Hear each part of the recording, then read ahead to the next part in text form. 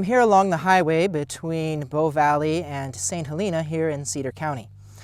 Today there's not much in this spot here, but in 1877 there was a German Catholic chapel located on a farmstead just north of here, owned by G. Hochstein. It was known as the Goldkamp Chapel, named after Fred Goldkamp, pioneer school teacher of the School District 13 school, Cedardale, which was just east of where the church was across the road. Fred Goldkamp lived in a home next to the chapel, and whether it was called Goldkamp Chapel because he had a hand in building it is unknown.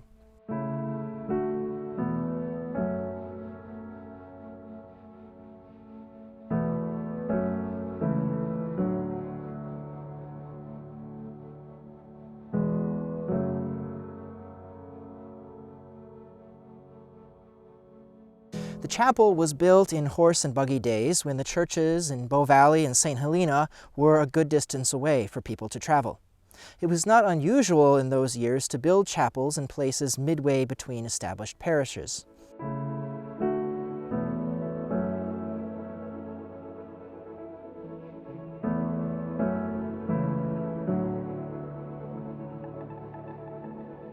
These chapels made it easier for people to attend Lenten devotions, catechism classes, and the occasional Mass, because then people wouldn't have to travel quite as far.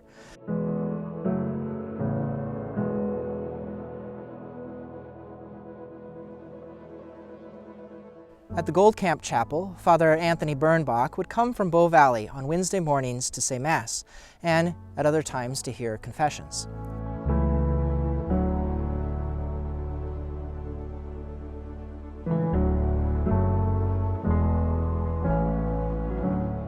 The chapel was so near to the school that the children and teacher would go across the road at the noon hour to pray the Stations of the Cross.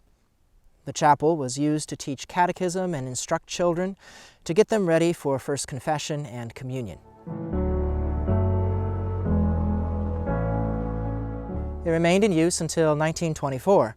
As times changed and transportation got easier, the chapel wasn't kept in repair, and it was finally dismantled. In 1939, Sacred Heart in Wynot made a chapel in their church basement to use for Mass during the winter months in order to save upon needing to heat the full church. And so the altar, communion rail, and stations from the Goldkamp Chapel was used for Wynot's basement chapel. Today, that basement chapel has also ceased to be.